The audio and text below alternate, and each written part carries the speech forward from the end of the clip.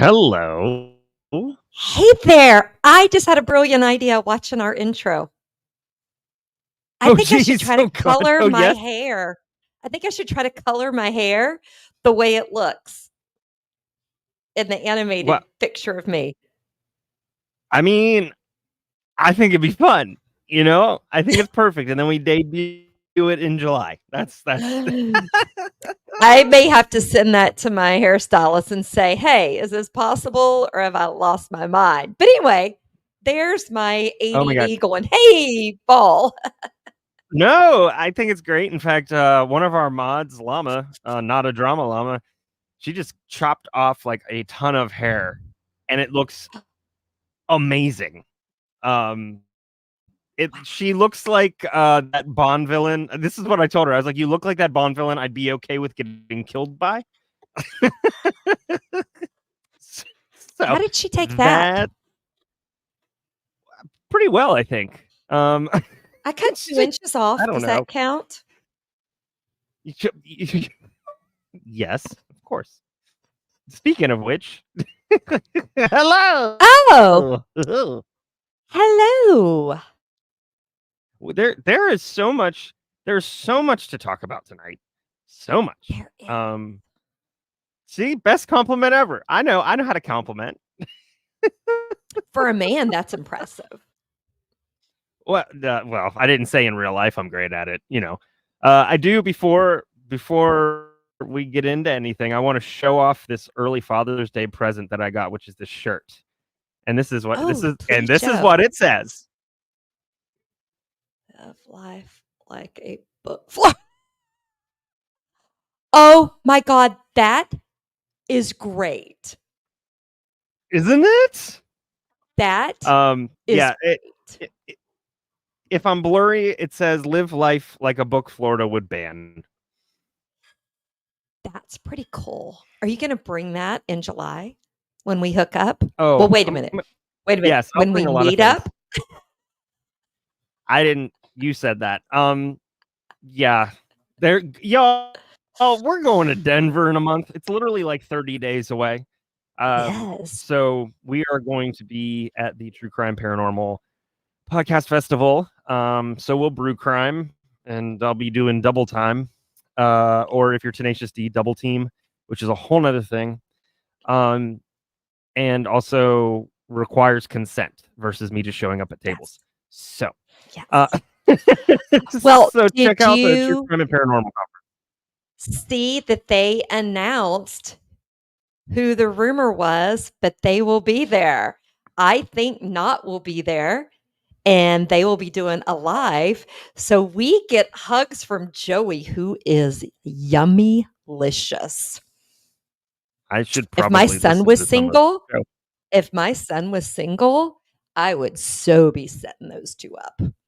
He is yummy. I think I sent you one of his bum pictures before.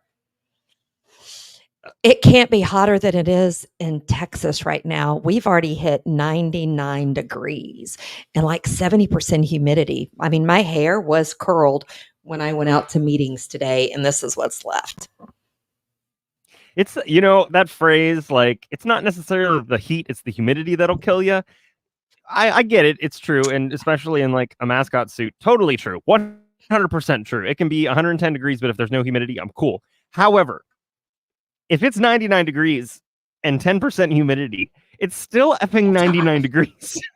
Well, that's what I said when we moved to Vegas. Everybody was like, "Oh, but that's a dry heat." Okay, let me tell you, people, it is freaking hot in the desert without humidity. It is hot. It's the only thing in the desert that's dry, because literally everything else, sweat everywhere.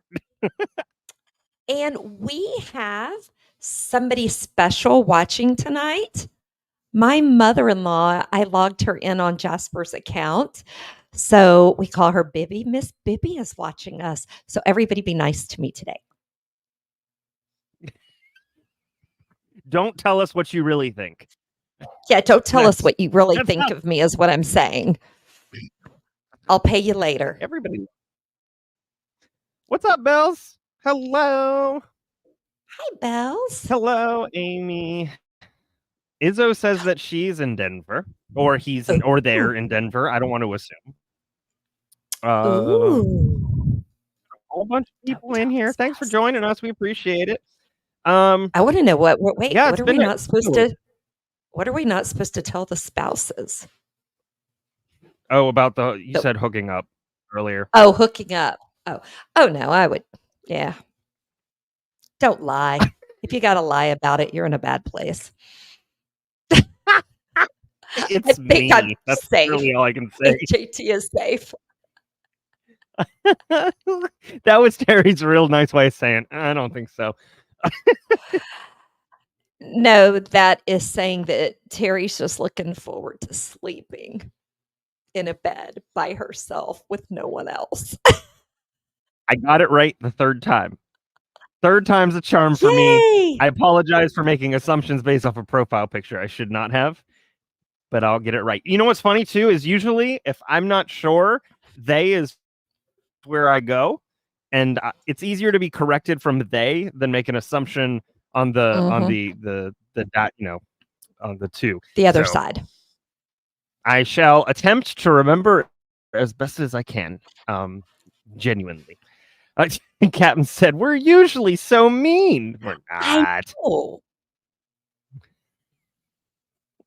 Sailor Mars. I don't know the reference, but now I kind of want. That's an anime thing. Only reason I know that is because my granddaughter Monkey Butt, who's upset that she couldn't be on live with us tonight. Because I promised her mom I wouldn't put her face out on the internet, and I couldn't think of a way to hide her face. We'll get a blank sheet of paper. We'll draw a smiley face, and then we'll tape it to her forehead. Well, she wanted me to print out a picture of somebody and then cut it out and put it on a popsicle stick. I was worried she would get tired of holding it and put it down because I would be so nervous. No, see, that's when you just staple it. You just staple. Oh, to her head? Okay. I'm going to get arrested. Yeah, I'll before we hop into news and everything else, and by the way, just a preview, we've got news both serious and silly, and then we also have an update on Chase, and then we'll get into our cases on celebrities, which if you saw the thumbnail, you'll know Laura Bush, Lori Loughlin. But before that, I just want to say, because Angie reminded me with her stuff, we are, Terry, you've been on there recently. We have dramatically organized the courtyard. We've also just we instituted a new leveling system, which not only you get levels the more you participate, but then as you get levels, you also get access to more and you get to do more. And then on top of that, we're also starting the cool point system. So certain things that you do, certain things that you that kind of stuff will earn you cool points, and you can use the cool points in the store to buy things or gain access to other things, which is really cool. And then one of the levels on here, I'll say one of the levels on here is if you reach it, you have the option or possibility of being on one of the production shows on this channel, which is cool. And then there's two cool point things where if you suggest a case or a theme and Terry and I go with it, you earn a certain number of cool points. And if you suggest stupid news and things like that for the Hey Ho show, you'll get a certain number of points if we use those things. And of course, we will give you props. So now I have a question. Yeah. Do you and I get to start at the top level, or do we still have to work our way up the level? Everybody on the channel is starting from 0. So we're all starting at 0, even the mods. So nobody puts baby in a corner, but we all get put in the corner for this, and then we will work our way out of it. Sounds good to me. Now that I'm figuring it out, I've been a little bit more active in the Discord the last couple of days since I've loaded it to my computer. It's much easier on the computer than it is on the phone. Yeah, we're all bottoms. Wait, that's not right. No, I'm a bottom today. Today. today. More of a butthead Let the today. games begin. But yeah, if you're interested in taking a look at it and exploring, any of the mods can help people out in terms of navigating. But you just click on the link, head there, and it's totally worth chilling. Yes, verse. These verse. Yep. I am very versatile. And bendy. I don't know. I have no idea. What's up, Amos? And I twisty.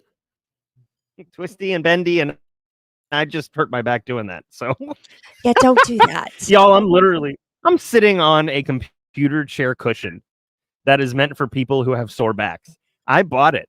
That's how ridiculous this is at this point.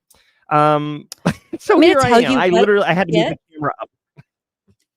Huh? My mother-in-law hurt her neck. She had us order this stuff called Arthritis Hot.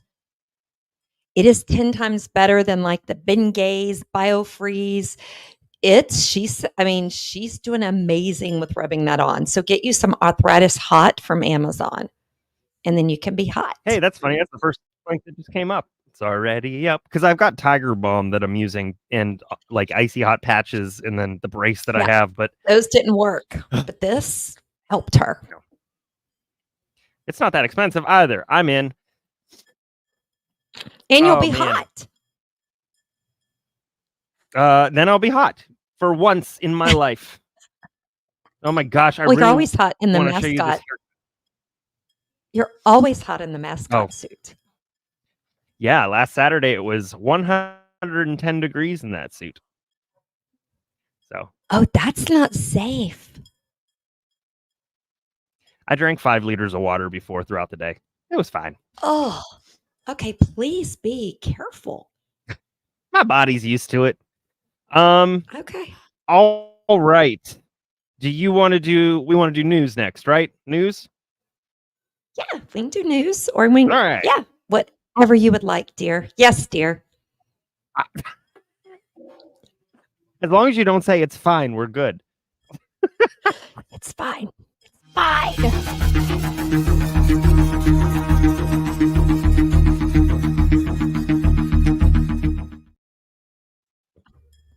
All right. Do you want to go or do you want me to? There's a fly flying around me and I have to go away. It landed on my nose. Sorry. Y'all didn't know this, but Terry is a secret ninja. She fights the invisible. I seriously thought you were saying, and the video's done. No. You were going after something. Guys, it's been a rough 24 hours, okay? It'll be all right. It'll be okay. You have your therapy, Jasper. It'll be cool. Yeah, can I start with my news story first? Heck yeah. Travis and Jason Kelsey confess they don't always wash their feet. And a dermatologist agreed with them. You don't always have to wash every part of your body, and it's okay. I personally think they're football players. Their feet are in some smelly, sweaty stuff, and I really think they need to scrub them.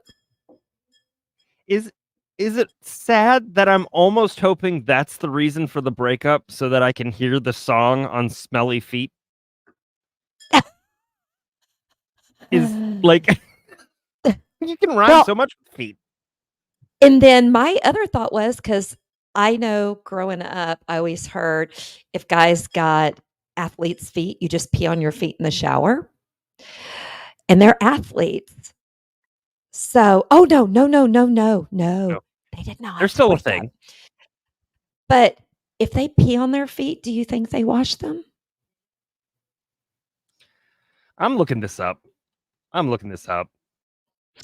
mean, now I will say this. If you're washing your hair and all of your body, all of the soap runs off your feet. No, Taylor and Travis did not break up. Let's not start a wild rumor because I don't need all the Swifties showing up at my house to kill me. We were saying if they break up, we want it to be because he doesn't wash his feet.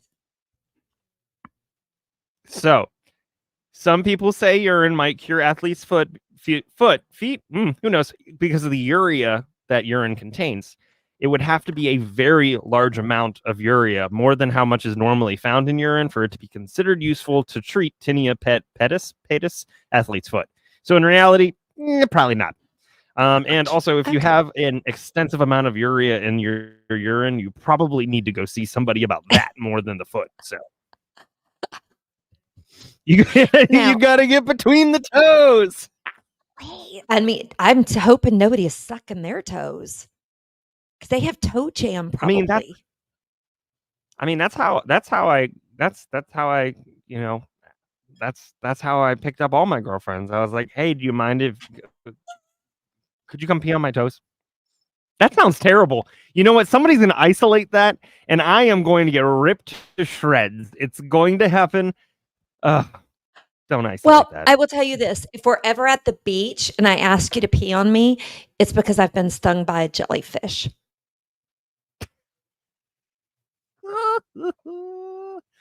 Oh, for sure. Definitely with Travis. That was like larger news than anything religious, political, lawmaking. That was the thing, for sure. That was the thing. Mind blown. So always foot stuff. Yep. It never fails. Never fails. It's always foot stuff. Okay. Would you rather foot stuff or butt stuff? Oh, see, now it's either foot stuff or butt stuff around here. It's so you either hit foot both. Stuff. Yeah. Yeah. Okay. See? Told you it's one of the two. Or you could put the toe in the butt. All right. Okay. All right. That's a whole nother level of I'm not there. Okay, so I want to say that the news that I can't with you guys tonight. Terry asking the real questions. The news that I have sent tonight, 3 of them are from Angie, one of them's from Bells. So thank you thank you both for providing me with news that you didn't know about. Yes, ma'am. What's this? No lo estás. Why not 2? I don't know. I know hablo that. No hablo inglés. That's the Bowling for Soup song. But all right.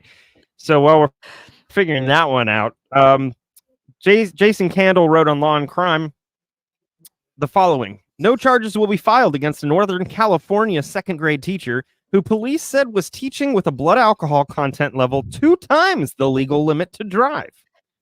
The teacher was arrested for DUI and child endangerment on the morning of October 2nd while teaching at Nuestro Elementary in Live Oak, an hour north of Sacramento. After a coworker reported her being possibly drunk, so she was jailed and an investigation was launched. But Sutter County District Attorney Jennifer Dupree said Monday her office declined to prosecute the case. And I quote, she says, "It's not illegal to teach drunk." The teacher drove to school that day. Deputies say she failed a field sobriety test and her blood alcohol content was nearly twice that legal limit, nearly 2 hours after authorities had first contacted her. But prosecutors said they couldn't prove that she drove drunk. Oh, they added that their position on criminal charges does not impact the district's decision on the teacher's employment. So I guess no, it's not illegal to teach drunk. I always saw teachers as kind of like, especially elementary, like yeah. I thought that was more that? Like at a certain point, the teacher's the carer of the kids, or what's that called? Maybe it's just the school in general as a being. But if you're drunk, you got the child endangerment portion at least. Right. And drunk in public. Is there not a drunk in public? Because what if a school shooting happens, which we don't want to happen, but we know they happen, and the teacher's too drunk to take care of the kids? You're endangering the child because you can't take care of them. I mean, come on, let's think outside of the box. Right. Well, yeah, I've seen, we watched a YouTube video in Night Court edition 1 of a woman who was super duper drunk and was arrested. But it must be a California thing in this case. You're right. It is not ethical. Well, No, it's not. But like one of the one of the parents stated the obvious. Quote, I thought it was crazy. I think she should have called out of work. I know people have fun weekends, but that was definitely not okay as an educator. I agree. But do I I still think agree. teachers And need to get paid more and are supported and can pick their own books? Absolutely. Just don't I pick your own liquor agree. before teaching. Well, and definitely not in elementary. I mean, if you're a high school teacher, I could see you might need to do a little nip before class to put up with those kids. Only if it's followed by a tuck. I mean, if you're a drag teacher, there's always tucking. So, okay. Do you have another one for us? I do. I need this fly to go away. So, since we're doing celebrity crimes, I thought this one was kind of cool, even though it's not a crime. Why Billie Eilish says the most frustrating thing about fame is that you can't defend yourself. So when people talk smack about you, say rumors, they're told by their managers, zip it. You're going to make it worse. And out of all of the problems with living your life in a fishbowl, it's that you can't defend yourself. I thought that was kind of interesting. Yeah, what's Yes. that's right, Amos. We'll all sing it Thank you, together. Miss. This Shoot, fly's I got don't to go bother away. Terry. I don't bother Terry. Um, yeah, this is a piece of advice that I've given certain people repeatedly in terms of being online and a presence, and that is, I know it's hard. Don't fight back. You're not going to win. If you don't fight back, yes, they're going to say, oh, they're not fighting back. What's wrong? If you fight back, though, you're giving them plenty of ammo to go, look what happened. Look what they did. Yeah. They can't make anything off of nothing other than what's going on in their own heads. And usually when I give that advice, it wasn't followed. But it's troubling. Really, it's not worth it. People are not worth it. Right, exactly. Right. There's no Exactly. winning whatsoever. And that's the nature of social media these days. That's definitely the nature of places like Twitter, X, whatever. Yes. So just don't, make like the opposite of Nike and just don't. Just don't. It is hard. But I just thought that was interesting because that would not be my first thing that I would think. I would be more upset that you wouldn't have privacy. You go places, you can't just, that would be worse for me. Yeah, I mean, that would definitely suck. I think, though, if you think about it, like at the end of the day, privacy can be within a home if you allow it to be. But like social media follows you for effing ever everywhere. And so it's just a constant nagging, right? I think it is important to responsibly stick up for yourself. But at the when you start stepping over that, or it just doesn't work out well. I mean, I think you have to say, is it right? And even if it causes more viewership or whatever, is it really worth it to mental health to do that? Or can you just put them on mute? You can't control the narrative 100% of the time. You just can't. At some point, you're sleeping. So stop trying. Just stop. Anyways, this is accurate. Did you see this? Have you heard this story? I have not. I just heard that there was a whole thing about James Spader dying. I missed that whole snafu this week. Yeah, there was as a joke. Somebody announced that he died of a heart attack. But he did not. Taylor Momsen is basically Spider-Man. I need more clarification. Okay, so I'm going to give you clarification. Get ready. So do you know who Taylor Momsen is? No. Okay, Taylor Momsen played Cindy Lou Who in The Grinch with Jim Carrey. Cindy Lou. Yeah, she's not really Cindy Lou. That's her now. Oh. And she is the lead singer of a band that I've seen actually live called The Pretty Reckless. She's very good. However, when was it? About a week ago, she was on stage and she was bitten by a bat. She was performing Witch's Burn at the time, as part of the Pretty Reckless opening act for AC/DC's Power Up tour. You heard that right. Although she thought the bat was cute, it also held on for dear life as it was biting. So she's basically like Batwoman. Oh yeah, that's right. She was on Gossip Girl too. That's correct. Gossip Girl. That's why she looks so familiar. Yeah. So yeah, she's bitten during her. How rock and roll is that? That is because wasn't it Ozzy Osbourne who they said he bit a head off a bat or something? It's this. You know what? It never actually happened. The bat was offended. It came back to get tailored. That's what happened. But I mean, after what happened to me from a cat bite, I mean, I still have a knot in my arm from the cat scratch fever. I can't imagine a bat bite. I mean, did she have to get rabies shots? I believe she. Ooh, that's a good question that you think I'd know, huh? Yeah, let's see here. I would have, if like the cat, if we didn't know where the cat was and we didn't know what cat bit me, I would have had to get rabies shots. Rabies shot. Actually, I can actually pull up the video of her actually getting bit real fast. Oh, can you? Yeah, I can. Give me 1 sec. 1 second. There we go. Gracias! You guys are pointing at something, and I don't know what you're saying.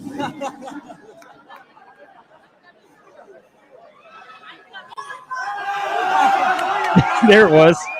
There's a fucking flying bat on my leg right now. Can someone help me, please?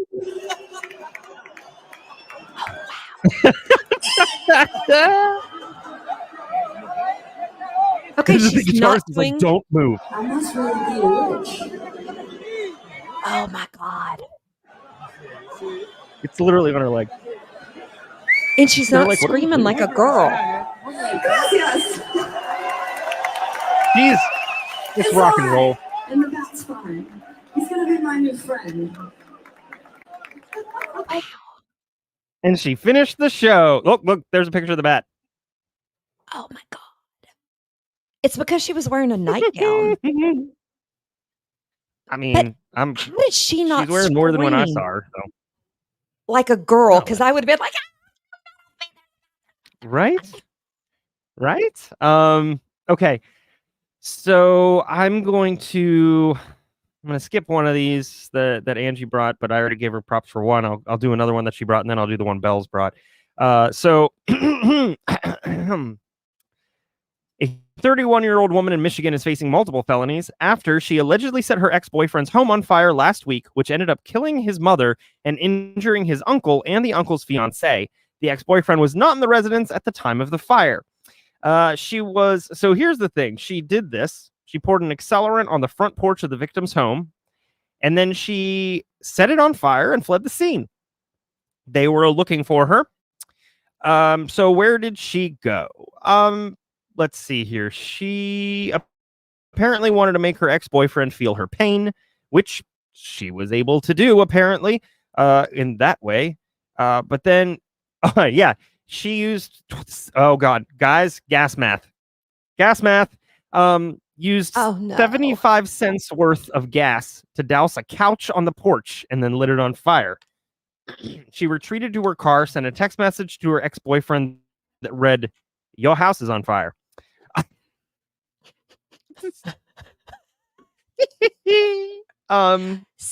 75 cents of gas. Yeah, but then she went to so she torched the ex's home. She killed her ex's mom, and then she went to McDonald's and purchased cocaine. So all in a Friday night, right? McDonald's. Apparently, it's a new thing. It's part of the secret list. It's part of the secret menu that you that you really have to just be like, and that's it. we listen. We all. Whoop, hold on. Where was it? Where'd it go? It all moved. There it is. Okay. Yes, we all do. We all. You notice I pulled out my calculator.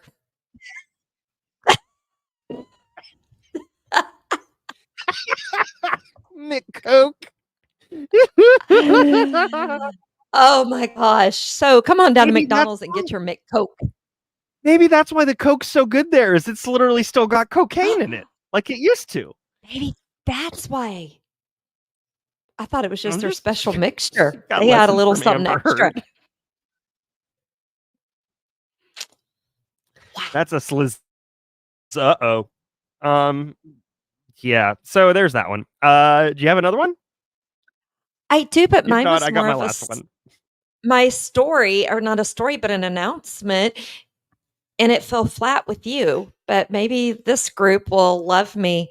Nicole Kidman confirms she and Sandra Bullock will star in the Practical Magic sequel. I'm excited. I can't believe you've never seen Practical Magic. Wait, what is happening? Hey, and Miss is excited about it. Yes. Well, see, there you go. You got it. Look, Hey, look Belle at all these too. guys. We could. Yes. I mean, how could you not? I'm taking away your girl card. I'm sorry. I don't know what to Yeah. tell you. I like You Mystic know what? Pizza. We will Does watch that count? We will watch it in Denver. We will watch it in Denver. We will have a So live that was my watching on exciting Discord. news.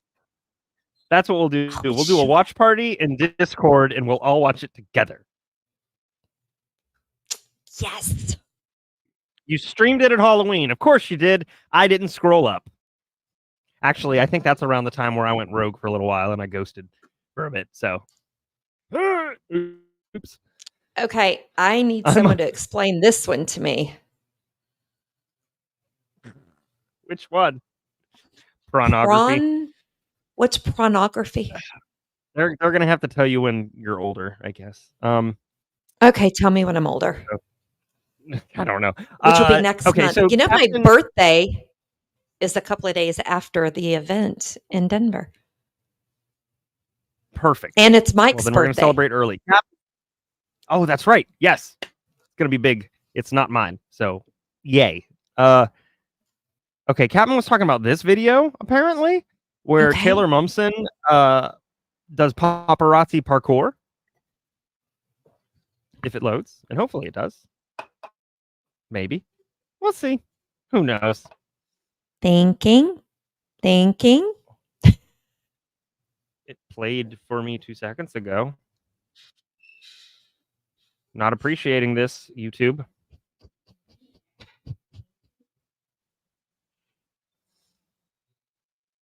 Let's try this again.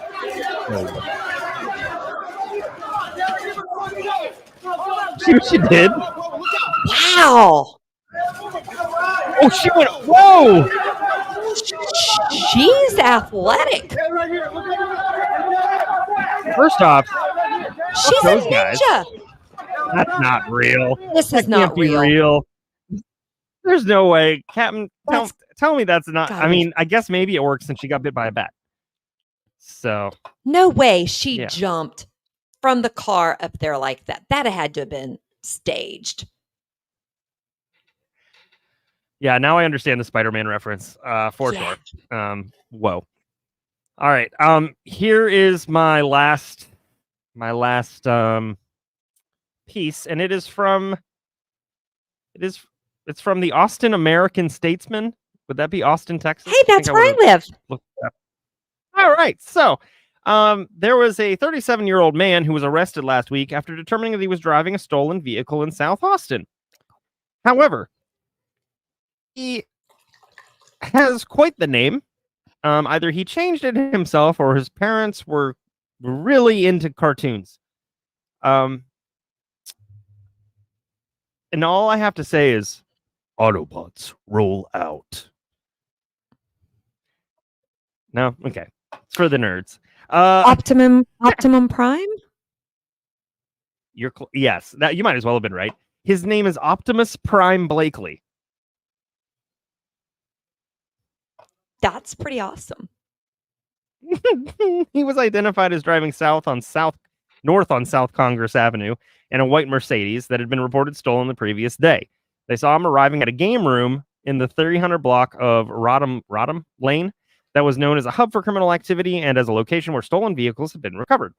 He said that he discovered the car while it was unattended and running at a Dollar General and proceeded to enter the vehicle and drove away. But the whole joke is that his name's Optimus Prime Blakely, and I really wish I had that guy's voice. So I am so proud of myself for knowing that, or close to knowing that was answer. good. I am Optimus Prime. I really wish I had that dude's voice. That would be awesome. But could you imagine, though, the first day of first grade? So, what is your name? Stand up and tell us your name. Hi, my name is Optimus Prime Blakely. I wonder if he went by the initials OP and asked if everybody was down with OP. Are you down with OPP? All right. But anyways. OP is Ocean Pacific. I mean, yeah, but we know Transformers. Who doesn't know Transformers? I know who Bumblebee is. Well, yeah. Isn't that Transformers? Yeah, you're correct. I'm not a huge Transformers guy. I love the voice acting, but I was never a huge Transformers dude. So yeah. Anyways, all right. Do you want to move into the next segmento? Yes. Are we doing the Chase update? Here we go.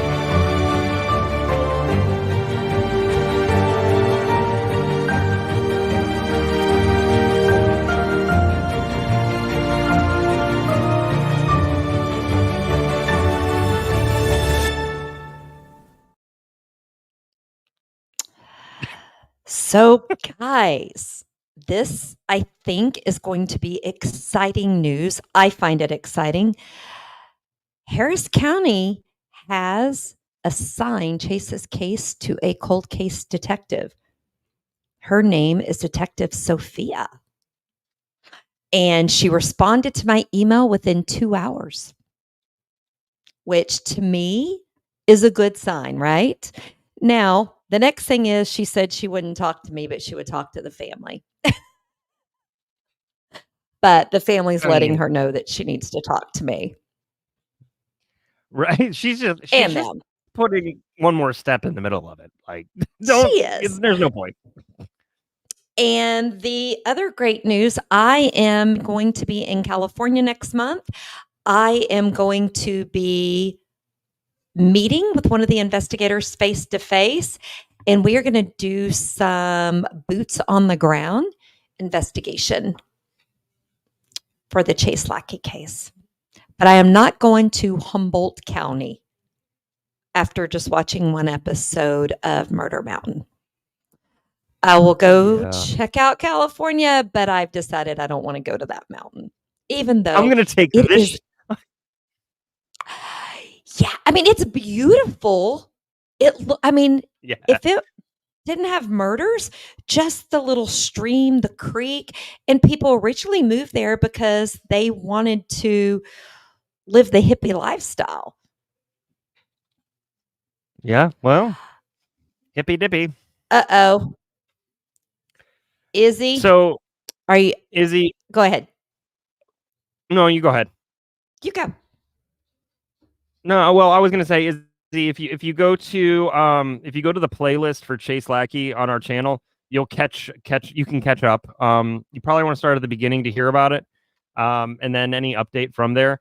And because mostly Terry. Let's be honest, 99%, 99.999999999% has been Terry doing all the hard work. But the podcast via Terry has been investigating this. Well, thank you for saying that. But remember, we do have investigators who are putting in their time, plus my couple of people in the Philippines that are doing a lot of the online research and doing all of that. So I wish I could take 99.999% of the credit, but I can't. I believe that props should be given when props are due, and Okay. you found the investigators and everybody else. See. So props. Okay. Just take them. Damn it. I will take them. And you weren't on the midday yesterday, but No. there is a lot of similarities between another missing person case. Ian Wilcoxon and Chase and Ian knew each other. There was contact between the two of them.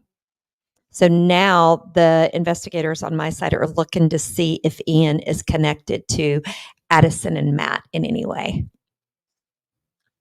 If the thoughts of the food, I'm trying to find a good way to say this. If the thoughts of the chain are correct, it would not surprise me. Yep. So this is going to be, it's getting spicy. It was already spicy. It's getting like that hot sauce that I should be taking a taste of soon. Spicy. So. Yes. Belle just asked, is he from Crosby? Ian is from Conroe, if you know the Houston area. I call Conroe, Crosby, Baytown, Channelview. It's all Houston. I mean, it's the Houston Metroplex. But Ian was from Conroe, graduated from Conroe High School.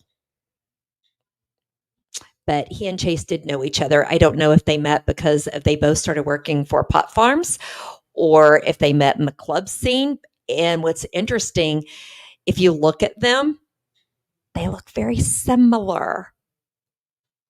And I mean, they're both attractive, good-looking, young, white American guys. They both lost their jobs and went to work on pot farms, and within 7 months went missing. Both of them. So it just, sometimes there's just too much to be called a coincidental. You know? It can't be a coinkydink. Izzy, you've been tagged in the courtyard where Chase's info is. So there's stuff in there. Eventually, I look forward to being able to, at some point in the who knows distant future, publish that binder that you have.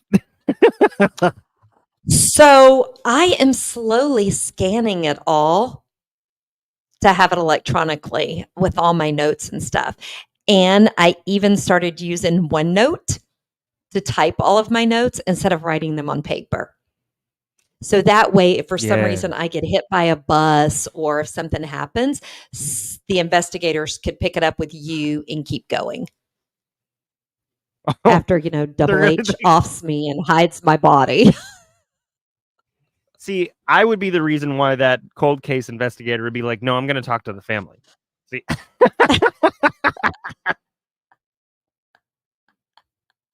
I'm trying. I'm trying to balance life out. No, another interesting, and doesn't have to do with Chase, but another interesting thing is I am talking with the brother of a missing person tomorrow.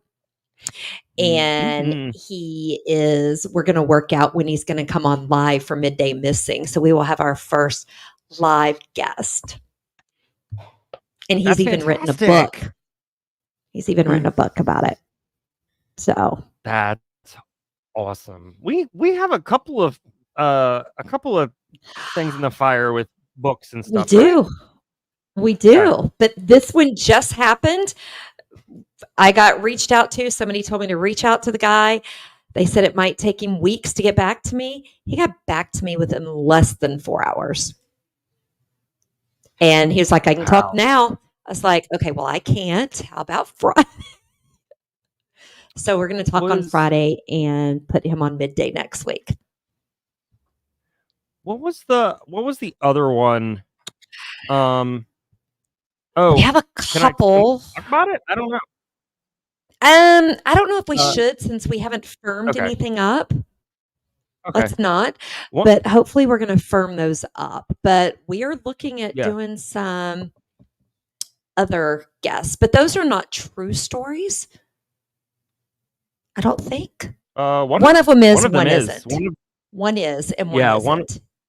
One of them was recently done in a documentary and on a streaming site that I watched. And then I remember because I watched it and then you emailed me about it and I was like, oh. So, anyways, good things are coming. Great things are coming, y'all. And just think, when we hit 1,000, JT's going to give us a makeup tutorial. Makeup tutorial and what not to do to your stomach lining. It's gonna be great.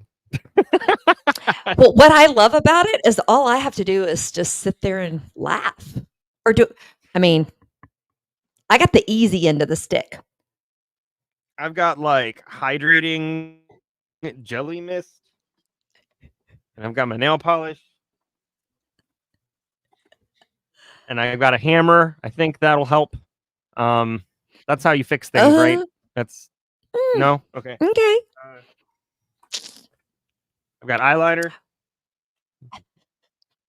Ooh, Maybelline. What was I thinking? Liquid eyeliner. Maybe I should bring some extra makeup to Denver. Yeah, that's fun. This is called Getting Serious lipstick. Because once you hit 1,000, it's getting serious. It's getting serious. I'm sure there's other stuff that I can raid in this place. So. And then also, like you and I talked about, I'm going to start trying to do some shorts with Amber Alerts that come out. And I am going to try and do more of them. I'm thinking of doing one that's not true crime, but that's kind of like morning jams, where I just talk about a song that just kicked it up a notch in the morning. It's not true crime, I know, but some people like to hear something different now and again. So, I don't know, maybe okay. Absolutely. We can't do true crime all the time. Izzy on the case. I love it. It's awesome. Now, because of your shirt, you didn't cover this, but did you hear about the girl who graduated and she handed the superintendent or whoever's giving out the diplomas? She didn't take it, but it handed them a book that they had banned. So your shirt kind of fits right into that. That's awesome. Did you hear about the gal whose father hopped up on stage and walked like the principal or superintendent away from handshaking with his daughter because he was black? No, I did not hear that. I'll send you the article. I lost a little faith in humanity. It's a good thing that we stream and we have a great community, because that's where I get my that's where I get my hope for humanity back. But which is really sad, y'all. It's really sad when you get your hope for humanity back on YouTube, but that just speaks volumes to our community. So it does. Wow. Well, should we move into our cases tonight? We should. Do you want to go or do you want me to go? I can go, because I am shocked at how many people do not know this story. And I have to say, if this was to happen in today's time, it would be all over the place. Probably. All right. Can I just put like, I don't know. Are you going to have like a little disclaimer in the beginning, or can I put a disclaimer? Please. Okay. Listen, the person that Terry's talking about, it's in the political sphere. Keep political beliefs out of the chat. You can talk about the crime. You can talk about what's happening in the case as Terry reads it, but keep everything else away. Okay. I think we can separate the two. I don't think this has to become a debate stage, because if nobody else is willing to debate, then we're not going to do that side. So, all right, moving on. And you can talk about the fact that I want to see this person's husband in his Wranglers and a hat. I mean, he's getting a little bit older now, so maybe not now, but back in the day I wanted to. I like what Amos said. I think that's good. True crime, not wine. With the H. So I'm trying to figure out what's going on and why my computer screen is frozen. And I can't move my document over to split on my screen. So I'm going to have to not look at the camera a little bit. So in case you don't know who we're talking about, we are, you know what we did not do? Before we start, What we didn't have we to do? say what we're drinking. That's right. Shame. You go, I'll go, and then cases it is. I am drinking some Saint Superi Rosé. And I will tell you, I mean, I love Saint Superi. This stuff's a little too easy drinking. I could drink a couple of bottles of this that easy out by the pool. It's nice, it's refreshing, it's cool. It's a very good rosé, but it's a little simple to drink. When I say that, it goes down too easy. I'd have to put my glasses on to read the alcohol content. Oh, here's my Is glasses. it easy like a Sunday morning or easy like a JT in college? Where on the Like a spectrum? JT in college. Oh boy! Wow! It's really easy. It is. It's Prepare to just lose smooth. It's smooth. It's crisp. It's refreshing. Ouch. Oh, perfect. So I don't know if you were refreshing back in college, but You'd have to ask anybody else. I refuse to answer that question. I don't think that highly of myself. And what are you drinking? Izzy's drinking Dutch Bros, a limonade. That whatever it is, it sounds good. For real. Mango nada lemonade. It How'd I sounds do? fantastic, whatever it is, and I love it. That's yummy too. Ice cold A&W root beer. Yummy. I found a $5 cash back on a 12-pack of these, so I got them. But also, I like Sierra Nevada, but it's sexy White Claw. I have a story about White Claw. I have never had one. I'm not gonna draw the ire of the folks that are watching. I'm drinking a Sierra Nevada. I had a dank little thing IPA, which was fairly dank. Now we've moved on to a juicy little thing IPA. They don't really describe what they are other than by those specific words. So you're on your second beer already? I am, yes. Okay. They're easy to drink. I haven't. I'm trying not to Remember, drink there have been some shows, Terry, where like 3/4 of the way through, I finished the bottle of wine. Oh, I remember. I'm trying to be responsible tonight. Trying to be responsible.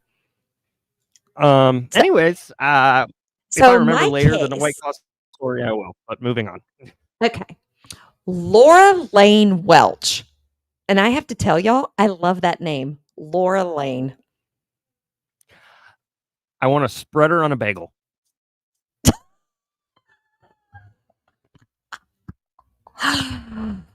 Oh my. She was born November 4th, 1946 in Midland, Texas. Wait. I was talking about breakfast food. Did that mean something more than I thought it did? Because that's all I meant it as was just what I said. You just said you wanted to spread the former first lady onto something to eat. Her last name is Welch. Oh, Welch's. Okay.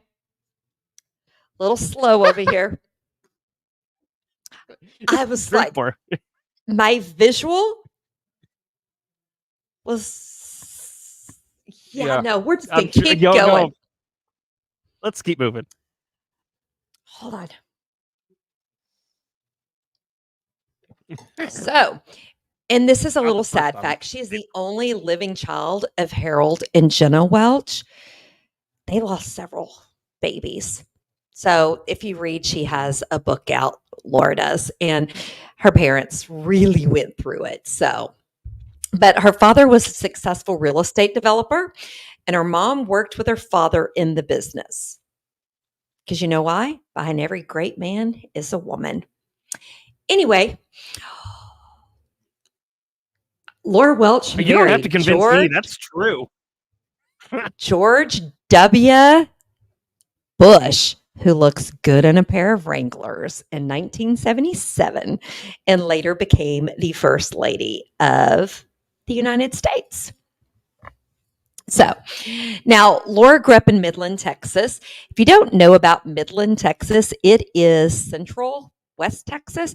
It is dry, windy, dirty, and a lot of oil stuff. It'd be really odd if Midland was in the Northeast. True. But But just being an asshole. a lot of people say Midland, Odessa, Permian Basin. Let me tell you, because Texas is a big football place, that is where Friday Night Lights should be. They are hardcore football. It's all about football and oil. The first picture that comes up of Midland when I search it, I feel like I could be 100 feet up, look straight across Midland, and see California because it's that flat. Absolutely. It is flat. It is flat. Ugh. It is flat chest. Okay, never mind. I'm not going to make that joke. We're going to move on. Okay, I'm going to say it. It's flat, like a flat-chested president of the itty-bitty titty committee. So growing up, when we used to say Texas was flat, my grandmother would say, yep, like the itty-bitty titty committee president. Oh my gosh. So, but anyway, here's something shocking. Like most kids her age, Laura got her driver's license when she was 14 years old. I was like, what in the holy hell? 14. That was not a hardship license. It wasn't a compassion thing. It's when they got driver's license. 14.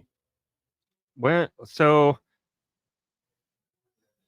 in Virginia, you're 15 and a half to get your learner's permit. Well, that's now, but this was back in, she was born in 46, but 14 is way too young. I didn't let my boys get their license until they were 18. A car at that age is like having a gun. It is a lethal weapon. So, honestly, at this point, having a car at my age is like having a gun. So. Now, all right. When Laura turned 17, her life changed forever. And no, she was not married to George W. when she was 17, so that was not what changed her life. So in her book, she writes, and just so people know, you can probably see here, I love to read autobiographies on people. I just finished Culture Club, Boy George. Is really good. But I also like to read presidents, their wives, but I like to just read random autobiographies. Anyway, she wrote the book saying that girls didn't drink a lot when she was growing up in high school, but they all smoked because smoking was a thing back then. So she had just turned 17, and like a typical Texas girl, she went, grabbed the car keys in her purse, headed off to pick up her friend, and was headed to the drive-in movies. I hate that this is over there, but I can't fix it. So they were heading to the drive-in, and we all know what girls do when you get in the car, right? Or when you put two girls together. Chatty, and you just lose all concept of what you're doing. They were on a dark road. They were chatting it up. And all of a sudden, Laura's friend goes, hey, there's a stop sign, right as Laura sees it. And she was already heading into the intersection, so she kept going. Well, at the same time, she realized it was too late for her to stop the car. And the next thing she knew, she was in the intersection and there was another car. Then she said the next thing she remembers was rolling on the ground, grabbing her head because she had been thrown from the car. Oh no. So, I mean, think about how fast accidents happen, right? Now, there was a family that pulled over, was consoling the girls, and then there was another guy who got out of the car and came up and was talking to people. Ambulances, flashing lights, all of that stuff happened, right? And Midland's a pretty small town back then, right? But they showed up. Laura's friend said, "Hey, I think that man over there is the father of the driver of the other car." And Laura said, "No, that can't be, because that's Mr. Douglas, Mike's dad." Mike was a really good friend of Laura's. They spent hours chatting on the phone. You know, there was rumors that they were boyfriend, girlfriend, but they weren't. But Laura and her friend were taken to the hospital. They were stitched up, put back together. She had a broken ankle. And then she went home. Some friends came over, and her parents let her know Mike was the driver of the other car. She had killed her best guy friend. No. Because remember, we Oh, didn't have that. seatbelt laws back then. If they were wearing Oh seatbelts, no. he would have probably lived. Yeah. I mean, they were like good friends. I mean, some even said they were like, she killed her lover, all of that stuff, but they were just good friends. Now, the interesting thing is her parents knew his parents, went over there the next day. Nothing has been released about what was said. Her parents kept her from going. They didn't think that she should go and talk to his parents. Okay. And she kind of thought that they wouldn't want to see her. You know, she thought that she would remind them of the worst day of their life. Even when he was buried, her parents didn't want her to go to the funeral. And so she didn't go. Oh man. And no charges were filed against Laura or Mike, which it was very common. There was no drugs involved. There was no drinking, no excessive speeds, no reckless driving. It was a dark road without lights, and it was an accident. And the thing is that until George W. ran for president in 2000, you got to remember, he was our governor of Texas first. It didn't come out then. It wasn't until he ran for president when the press ran a story about the crash. And that's when it became a big deal. That's I mean, good. even a couple of George W.'s cousins were like, "What are you talking about? We did not know about this." She hadn't even told her It's one of daughters those yet. things where it's like, yeah, I mean, it's one of those things that happens so early, and it's number one, it takes time to heal from everything, and two, it's not something you just volunteer, to, your husband's relation, like Right. family. So, You don't. like, I mean, I, and I guess his I, cousins thought, because he had already been governor, that should have all come out, but it didn't, you know. that Now, implies that Texas Laura, cares about a criminal history. oh, well, no. Got to remember George W. Bush was the first governor and first president to have a record because he had a DWI. But he didn't kill anybody. Wow. He heard that W and he's like, hey, that's mine. I got to have it. Hey, what can I say? But Laura has said multiple times since this came out and in her book how guilty she feels now that she's an adult and she has kids, that she wished she would have gone and talked to his parents. But I mean, she was 17. Yeah. Guys, I mean, she was driving down a dark road, chatting with a girlfriend, wasn't speeding. There was no light on the stop sign. Headlights hit it. I mean, Like I've run stop signs on dark country roads before. I mean, Sounds like thank God I didn't hit a somebody car. to invest in lights. Well, now the town has grown, but I mean, there was nothing salacious about it, right? It was an No. accident. No, there's not. Now, guys, this is heartbreaking. Mike's dad was driving behind him and saw the whole crash. He was the one who got out of the car and came over. He was following his son, and he saw his son be thrown from the car.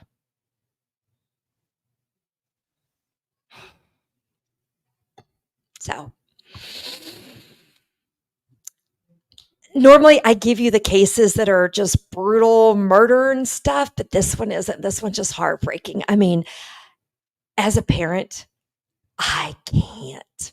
So when I read her book a couple years ago, I bawled at this point because the thought of that, not only do you lose your child, and it reminds people, wear your seatbelt. We were crazy. I went through a windshield in high school. I don't know how I'm alive. We didn't wear seatbelts, and I was sitting in a friend's lap. I mean, so I can't imagine that. Now, I also found out that a sobriety test was not done because it was rare, very rare back then. But however, during election season, people, aka the press, started trying to imply that because Laura was raised around alcohol, that she must have been drinking because her parents were luscious because they enjoyed happy hour on their porch. Clutch my pearls and call me Shirley. I mean, guys, anyone that wants to imply a 17-year-old had to have been drinking because her parents enjoyed happy hour. I enjoy happy hour and a cocktail. That does not mean my kids are drinking and driving. I mean, I hate that somebody wanted to put that on a 17-year-old. I mean, granted, this was in 2000, but why would you even go back and say that? There was no alcohol on their breath. They went to the hospital, all of this stuff. It was purely an accident. And you think she doesn't live with the guilt of killing one of her good friends? And y'all want to try to slander her and say because your parents did happy hour, they had to be luscious? I mean, guys, that's just rude. Right. It's just rude. So now Mike's family did sue Laura's family, and they settled out of court for an undisclosed amount of money.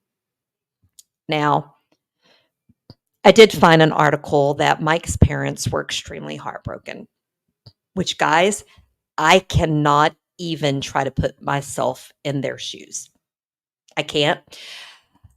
But his mom would call Laura's mom in the middle of the night, crying and say, "Your daughter killed my son." I mean, it destroyed. I mean, think about it. I mean, that's a mom shouldn't bury their son. So that's very heartbreaking. But everybody who knew Laura before and after said that night changed her life, which if it didn't, I would say she was hugely narcissistic, right? She didn't leave her house for months. She didn't leave her house for months. She wouldn't drive. She had her parents take her to and from school. She didn't want to get behind the wheel. Oh my gosh. I mean, it changed her. And they said she became more of a very somber, introspective kind of person. Mm-hmm. And how would it not be, right? Now, in her book, after her book came out, there was articles that people started writing to her saying, "I killed somebody by drinking and driving, or I killed somebody in a wreck. How do you get past it?" And asking for advice. And she took the time to write them all letters and just saying, "You're never going to get rid of the guilt. You're always going to feel guilty, but you need to forgive yourself.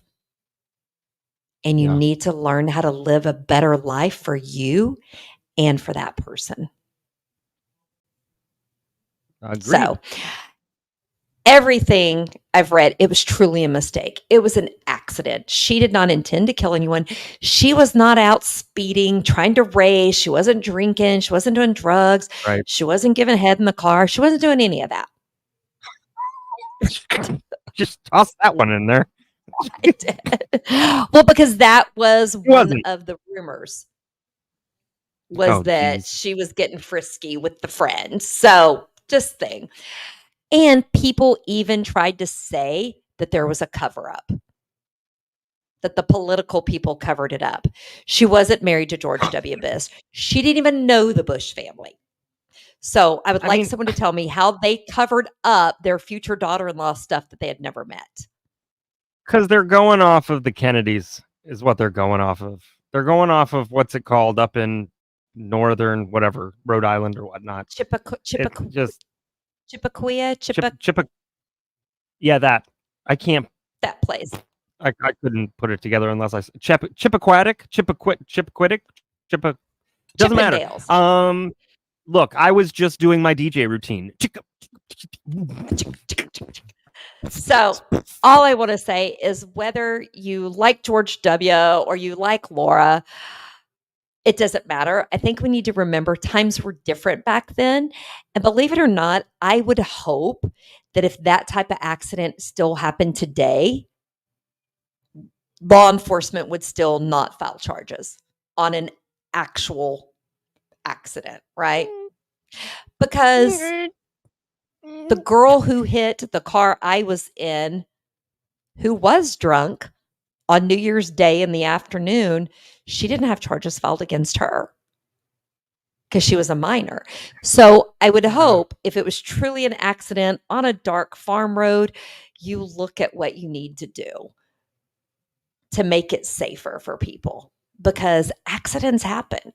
I mean, I've backed into Double H's car in my own driveway. I'd love to say that they wouldn't. I know. But I would say that with a disclaimer, an asterisk saying it depends on who you are. So yeah. But she was nobody. I mean, she lived in Midland, Texas. She wasn't. He, on the other hand, was the football star and all of that kind of stuff. But that's my case. I just think people tried to make it into something it wasn't. Yes, she killed somebody, but it was an accident. It was an involuntary. I mean, it truly, there is nothing anybody could have done to her that I'm sure she hasn't done to herself as far as the guilt. And I think it made her a better person. I don't know what she was before, but I think she's a classy lady.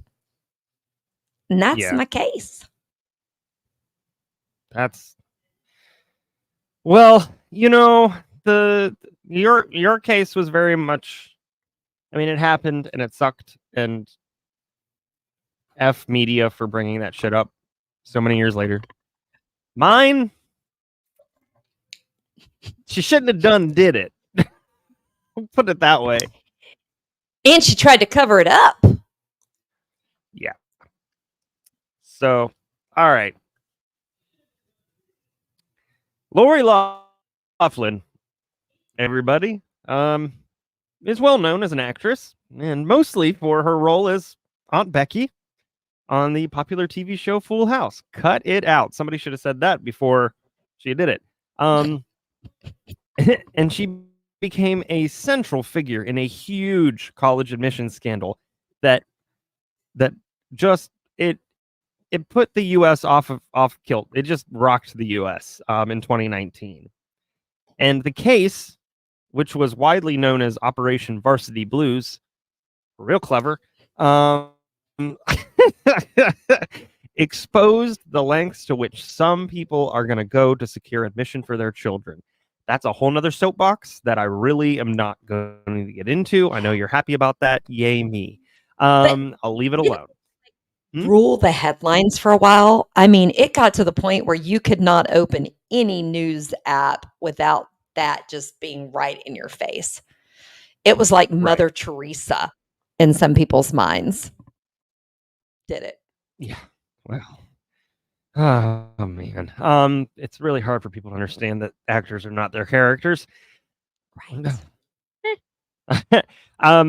Central to the scandal was William Rick Singer, the mastermind behind this scheme. Now, before we talk about Rick Singer and his life, let's talk a little bit about Lori and her life. We'll give her due. She was born July 28th, 1964 in Queens, New York City.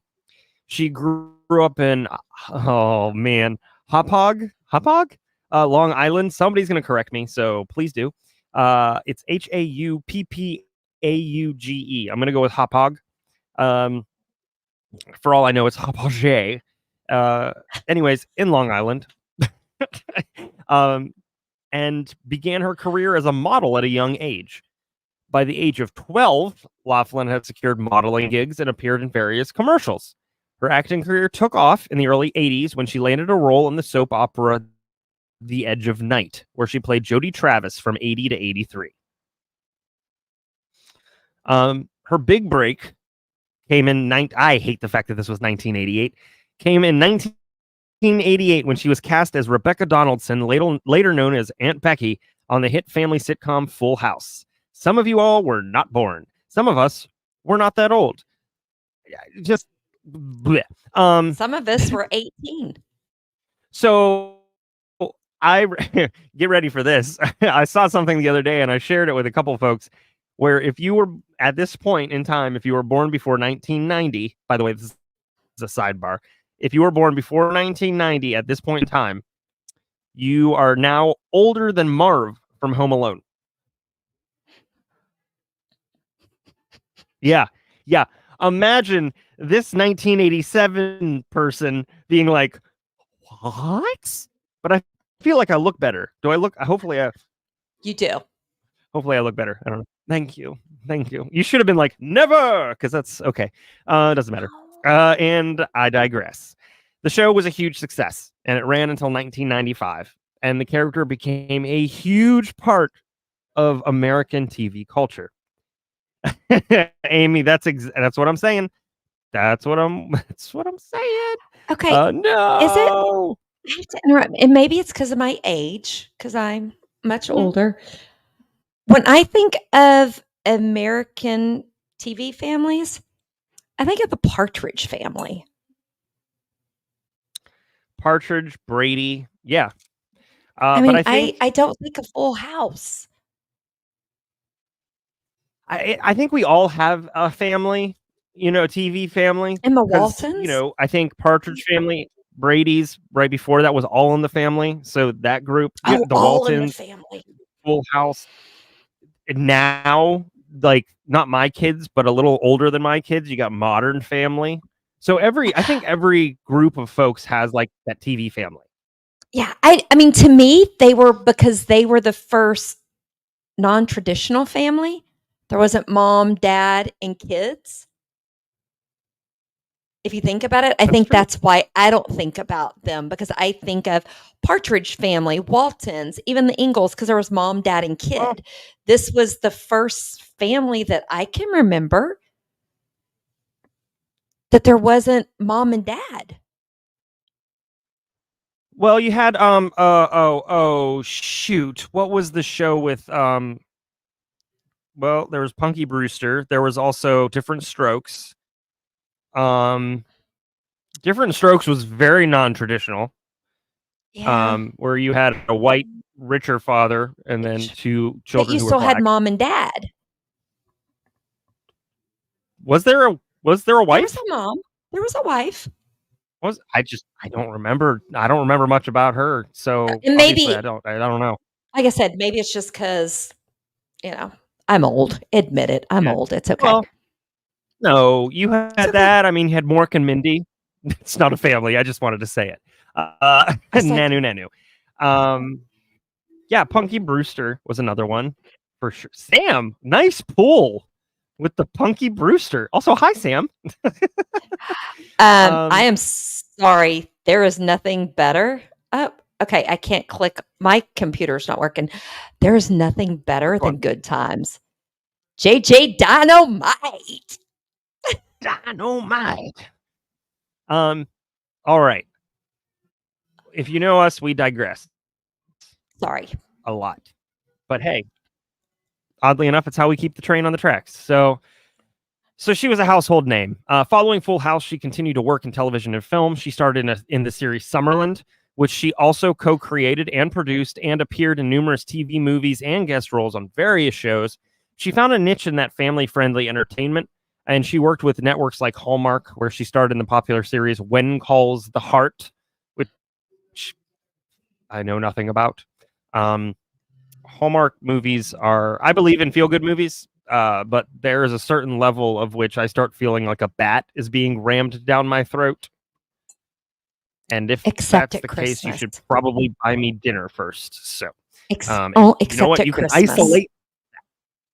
Well, Hallmark's okay at There's only so Christmas. many.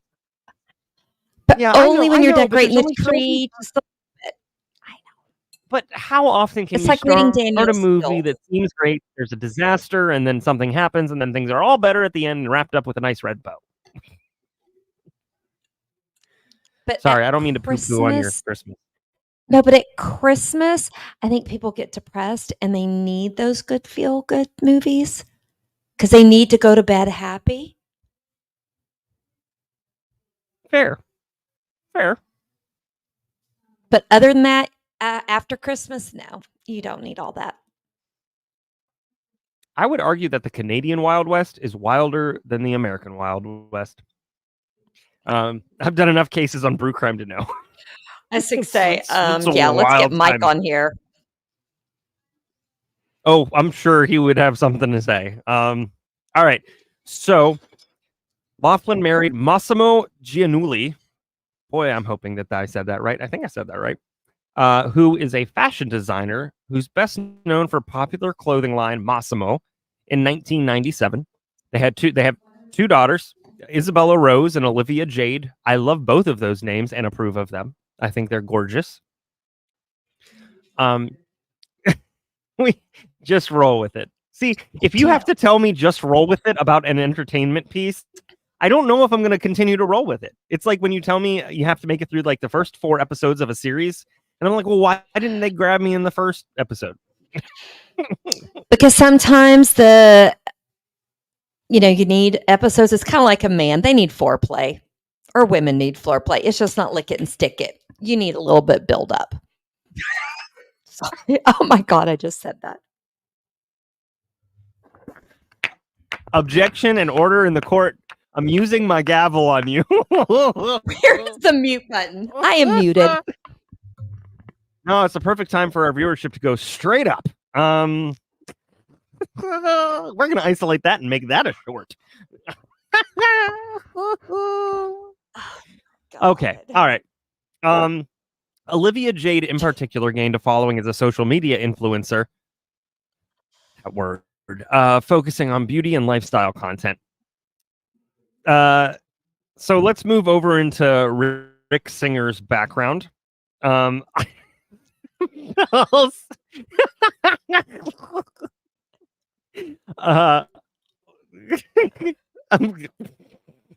gonna be fun for you to leave this stream. All right.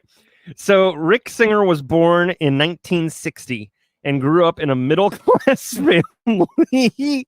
I'm drinking. It has nothing to do with what I just said. All right. He was born in a middle-class family. Details about his early life are kind of relatively obscure, but he's known. It is known that he attended Trinidad University in San Antonio, Texas, where he graduated in 1982. Singer's early career involved working as a college coach, where he gained insight into the admissions process and the role of athletics in securing college placements. I went to a D3 school. There are no scholarships. People play because they really love it. Not that other D1 don't, but they don't have there's no financial incentive, right? So I don't know. I mean, I know that if you're good and maybe that's how you secure a way and that gets you to a better life, that's awesome. I think there needs to be a less on that, but I also think there needs to be less emphasis on college anyways. Moving on. That was my soapbox earlier that I mentioned, and now I'm going to throw it away. In 2007, Singer founded The Key, which sounds like a cult, does it not? It does. It was a college preparatory business that initially offered legitimate college counseling services. However, as competition for admission to elite colleges intensified, Singer began to offer more dubious guaranteed admission services. Guaranteed, leveraging his knowledge of the admissions process and his network of contacts. Don't. We lost Drew Terry. She'll be back. It's okay. It's okay. It'll be okay, everybody. It'll be okay, right? I don't know. Maybe it won't be. Hopefully she comes back. Don't throw away the soapbox. Wash your feet. I agree, Captain. Wash your feet. Take that, Kelsey. All right. So Singer's scheme developed and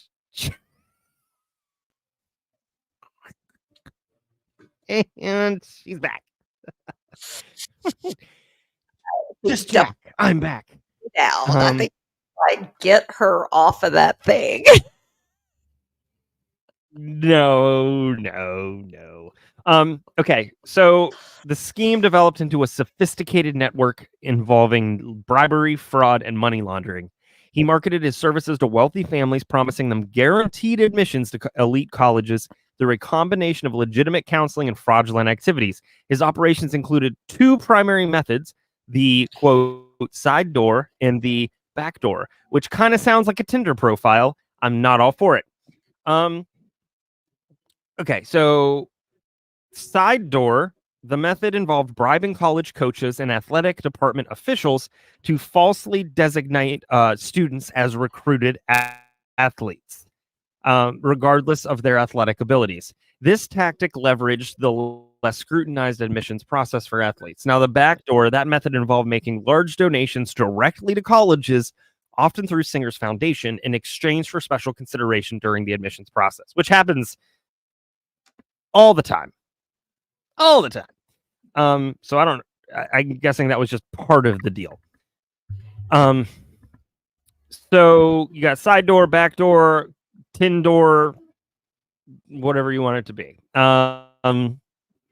In terms of some of the mechanics of the fraud, the first thing was standardized test cheating. Singer employed proctors to facilitate cheating on standardized tests like the SAT and the ACT.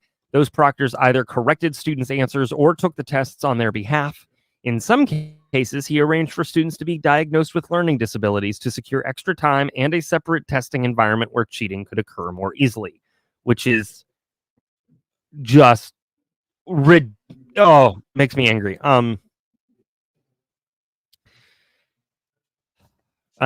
And then the second bit of that was false athletic profiles. So Singer's team created fake athletic profiles for students, complete with fabricated accolades and staged photographs.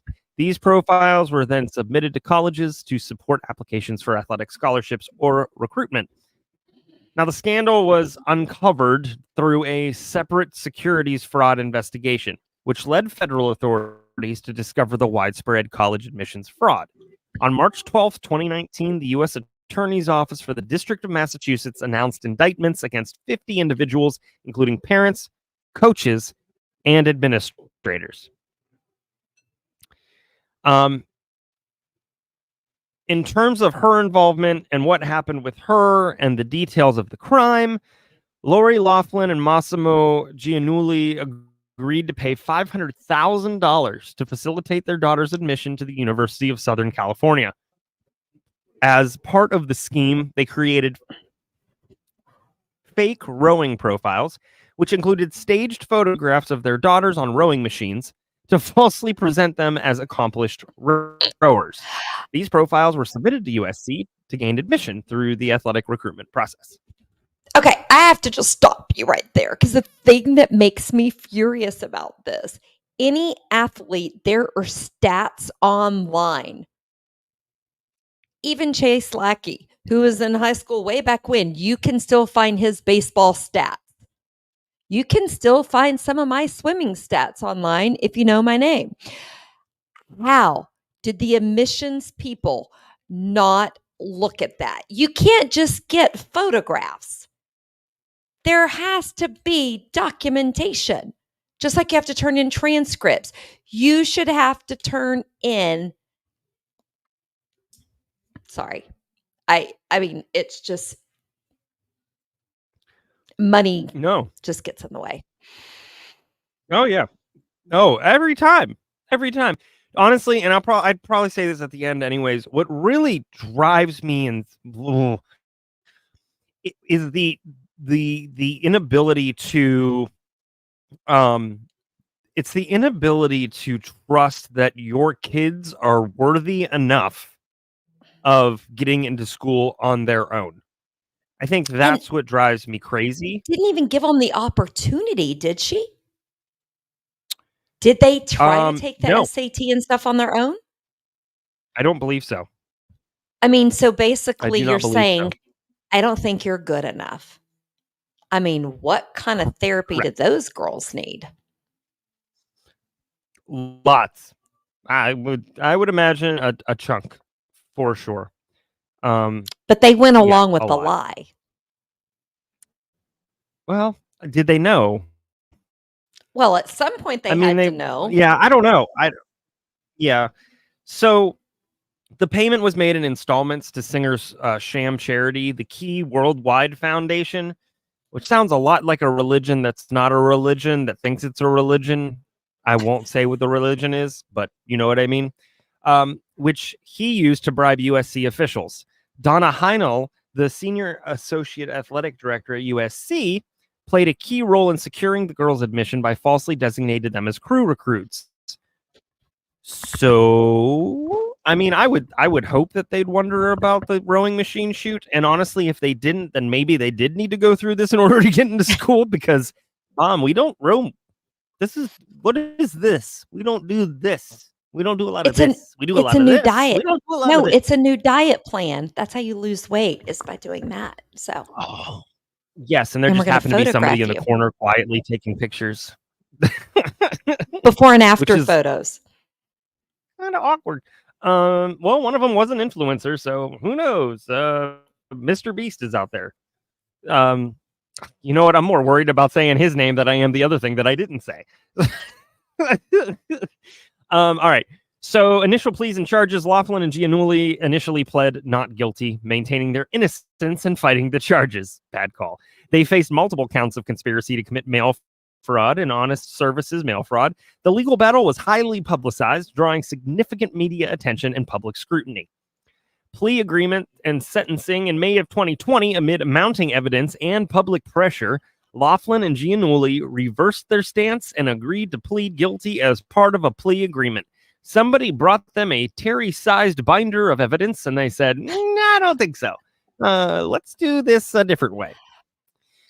So Loughlin was sentenced to 2 months in prison. Oh, boo-hoo.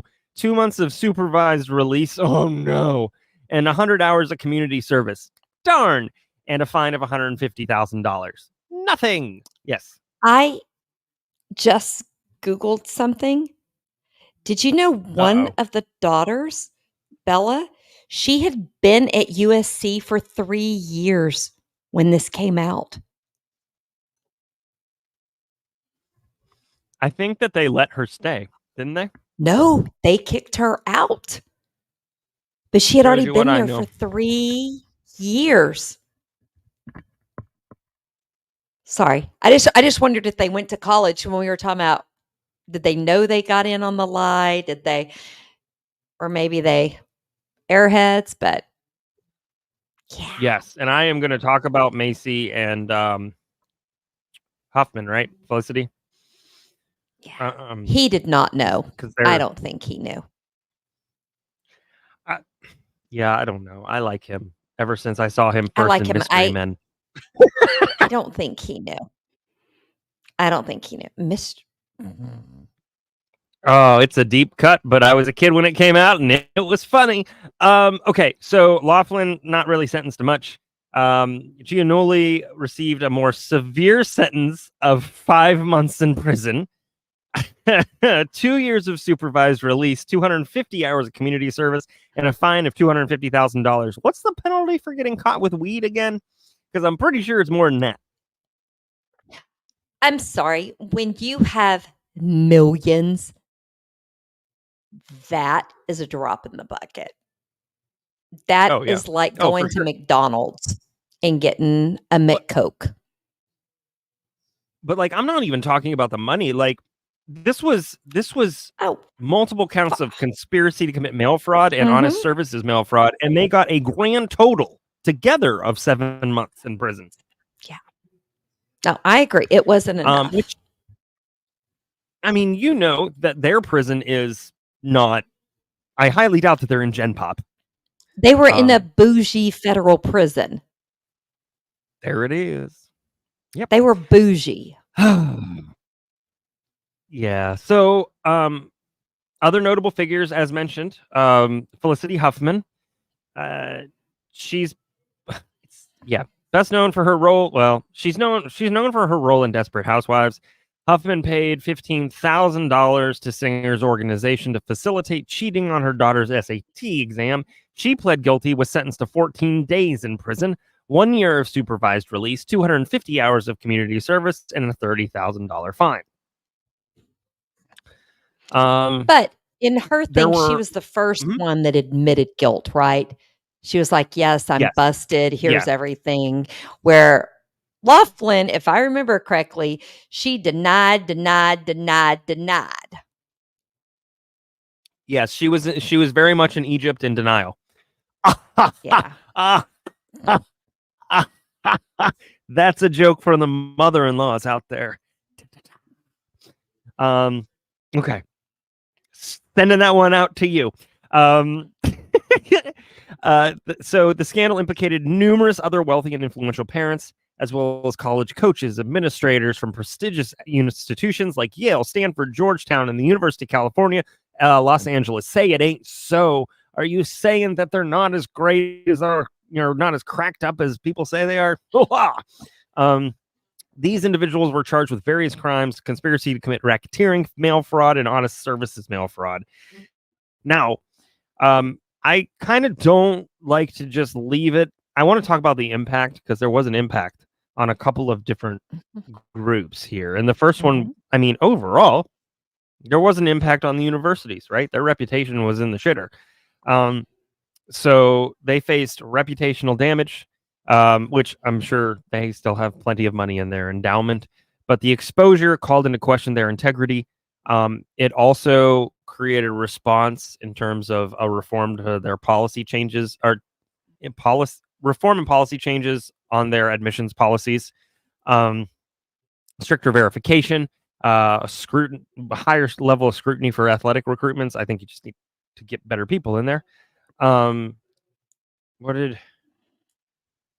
did Rick get? That was me. I don't have my YouTube account up since it cut me out. But what did the guy who set it up, the foundation, what sentence did he get? Did he get more than 7 months? Oh, I was just asking. 1 second. No, because I was so focused on overall. I was focused on because he was the brains behind here we it. go. Yeah, he was sentenced to a grand total of 3.5 years. Okay. 3 years of supervised release and a forfeiture of over $10 million. Oh. Okay. Here's my favorite part about rich people who get sentenced to crimes. They get sentenced, they're found guilty, they're to do no matter how short or how long, but then they're given a date to report to prison. It's not right then. And sent away. Yeah. Not like every other normie out here in the world. It's fucking weird, the double standard. In terms of everything else, the crimes, her involvement in the college admissions scandal just serve as a reminder of the lengths at which some people are willing to go to secure advantages for their kids, which, by the way, there are right ways to do things and wrong ways to do things. But and it brought to they have gotten their daughters tutors in middle school and high school, taught their daughters the values of learning more, to study and do all of that, and given them, because they had the money, they could have given them advantages that other students didn't have and made them work for it still. Or in my thought, that's the way Yeah. to do it. But then there was the Key Foundation. I can either write a real easy check or have to deal with my kids complaining about having tutors and having to do work and things like that versus recording an influencer video. And it's not, I don't even think, that's not putting blame on the kids, because I think a good chunk of these kids are victims themselves. Truly. Especially Maybe like, they didn't for even instance, want. how was. Go ahead. No, I was going to say maybe they didn't even want to go to college and they were forced into it. And you had to go to this college because we need to be able to say you went there. I mean, how much of that was pushed? Yep. And it seems like they are the least likely group of young people who would need to do college. And that's not saying that, I don't want to make that a blanket thing, because I think it's important. If you want to go. But to secure falsely a spot and take away from somebody else's who worked real hard on a rowing team or whatever to get to where they are, and then all of a sudden it's gone. Yeah. You've screwed so many kids over. You know what I mean? So now, did they get scholarships? Yeah. Or just admittance? Do you know? I don't know. I mean, because they didn't need the scholarships. I think it was primarily admittance, because admittance. Yeah. Usually with scholarships, there's a solid contract you've got to sign saying you're going to be on the team for so long. I don't know. I can't remember, to be honest. I'd be. They didn't need I mean, I was just worried that not only they took admittance, but that they take a scholarship from somebody. Oh, because that would double down, make it bad. Gesundheit. God, I love that mute button. Hopefully it worked. Hopefully you didn't hear me sneeze. Yeah. So admittance. Yeah, one didn't even want to be there. So I'm assuming it's the influencer, but I couldn't tell you. She was making a lot of bucks on her own. Yeah, and that's fine. That's cool if you can do that. Good grief. I want to do this full time. So. I love that. But college is not for everybody. And I'm not going to get on that soapbox. College is not the path for everybody. We need to go back to having auto body, woodworking, trades. I remember when I was in high school, I worked half a day. We had cosmetology people. Not everybody is meant to go to college. Just my 2 cents. I'll sum it up. I did the whole college thing, masters, etc. There's somebody that I knew that went high school, I think associates, and then went into plumbing. And I can guarantee you they are making 10 times more than I am. I can guarantee it.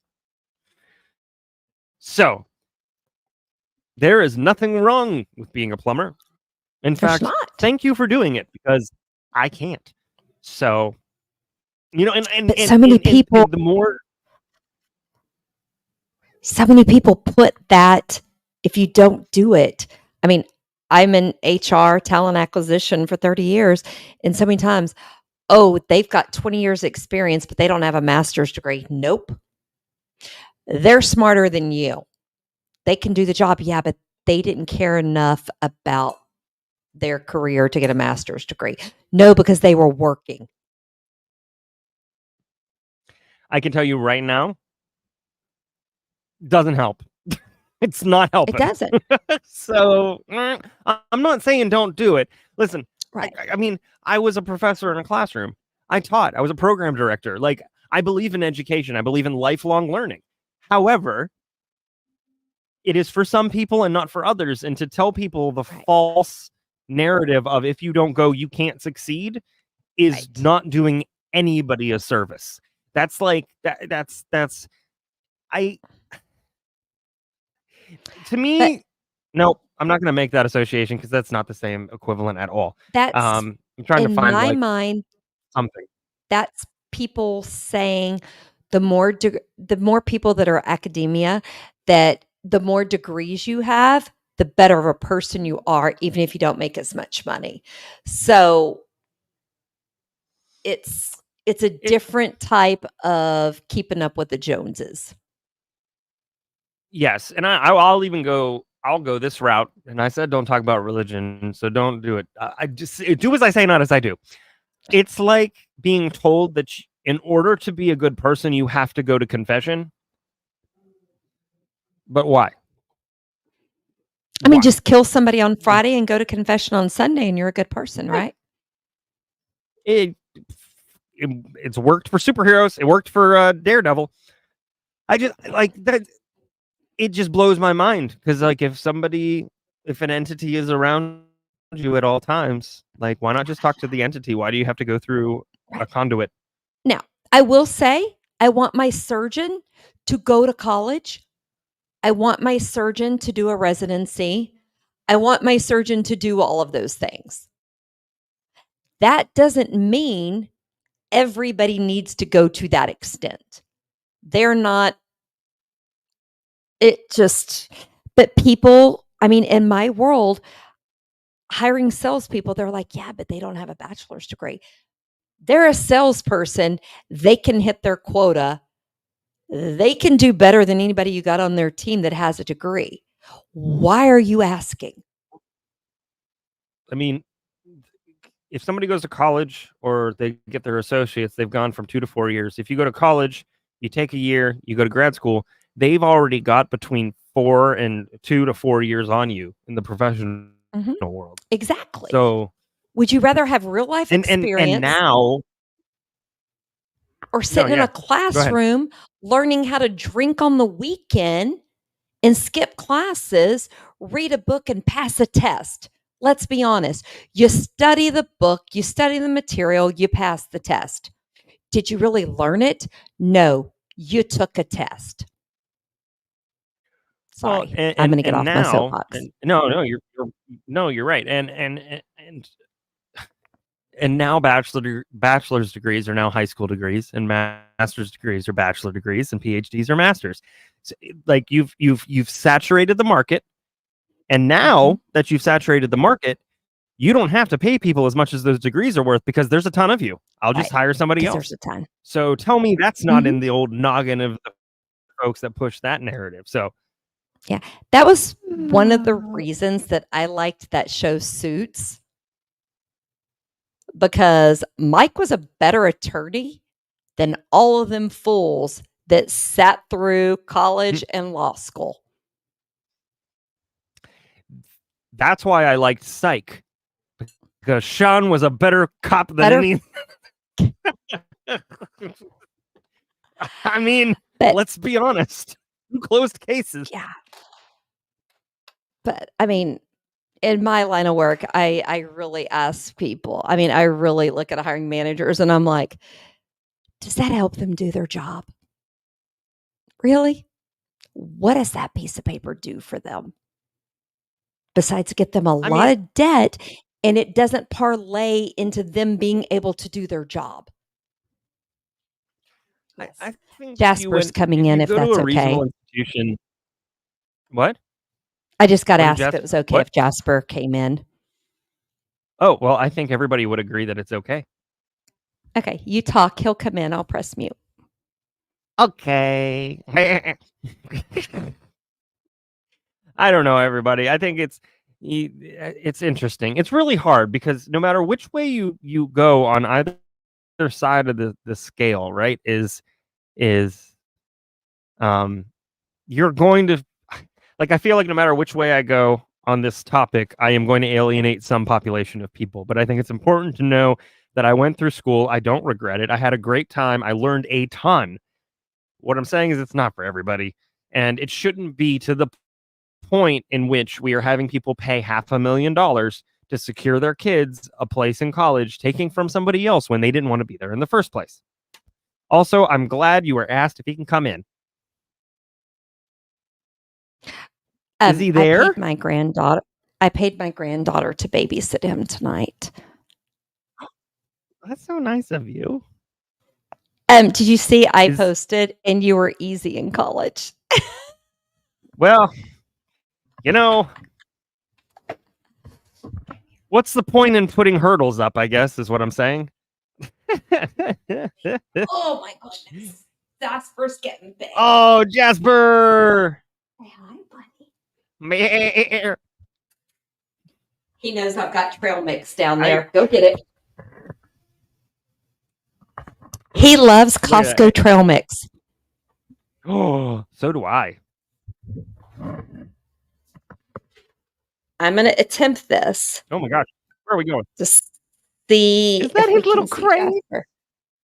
It is so cute. In his little crate. Oh, who was the dog that bottles, just walked by? I didn't see who it was. He was long and close to the ground. Oh, that's the Basset Hound. That's mother-in-law's. That's Bibby's. Yeah. There's Jasper. Can you bring the Basset Hound in? Okay, I could go. Is that allowed? I could go get her. Oh my god, Jasper! It's not that you're not good enough. Go get her. Let me go grab her. Oh my gosh, please. We'll close out the show on Basset Hound and Jasper. Could you think of a better way to do that? I cannot. I was done with my case. It doesn't matter anymore. This is free game in it. Free falling now, and I'm free. I've always wanted a Basset Hound like they had in what was the mouse, the Great Mouse Detective? Because that's what he rode. Oh my gosh, I can't imagine lifting him. Oh no! Oh, hi puppies! Oh, so cute. She is a big girl. Yeah, I was just saying I can't imagine trying to lift a Basset Hound. You need have all the. She's a big girl. There she goes. Big girl. We got love. There she is. Oh, listen. There's something about Basset Hounds and Dachshunds that they defy gravity with their body. You know what? We need a T-shirt that has hound and goat, the emojis on either side. She weighs more than my German Shepherd. Is she like, what, 50, 55? 70 pounds. She's almost 70. She weighs more than Elton. Good for her, though. You know what? You get up and go, girl. You live your life. Oh, and she's 12. Oh, good for her. Dude, seriously, well done on her part, because Basset Hounds, that's a long span. That's really good for her. Well, I will tell you, when we put her in the pool last summer, we were shocked. She swims better than the Catahoula or the German Shepherd mix. Well, she can swim with those big old paws. She could get it in the ears. Okay, so idea for a YouTube short. Jasper. Okay. And in the pool. Oh. Just saying. I got tons of video of Jasper, so I can just throw her in. Every day is a leg day. It's true. Yeah, Sam really loves dachshunds. Yes. Dachshunds. Well, we have 5 dogs in the house now, right? Yes. 5 dogs, 3 cats, and a goat. No, 5 dogs. Hold on. 5 dogs, 5 cats, a goat, a mother-in-law, a granddaughter. Oh, and my granddaughter's dog is here for 2 weeks. So 6 dogs for 2 weeks. And a double H. And yeah, that guy too.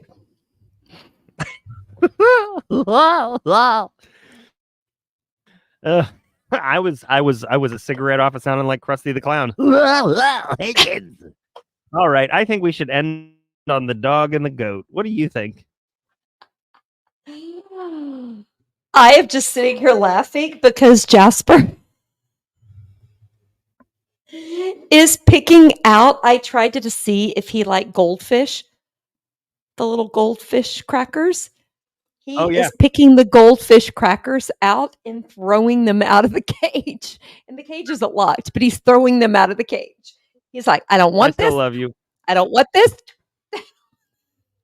Also, Yes, I Samantha. just want to say we've come semicircle. Sam closed it out for us. We can't get any better than that. You've got a full house. Full house. I do have a full house. And it was great, guys. Yes. I'm gonna this was say a lot stay of fun, safe. everybody. Watch out for crime. And there, it's wine time every minute of the day in the full house. Take care of yourself, your friends, your family, your community. Don't let anybody dull your sparkle, and shine on, you crazy diamonds. Shine on. We will see you next week. Bye, everybody.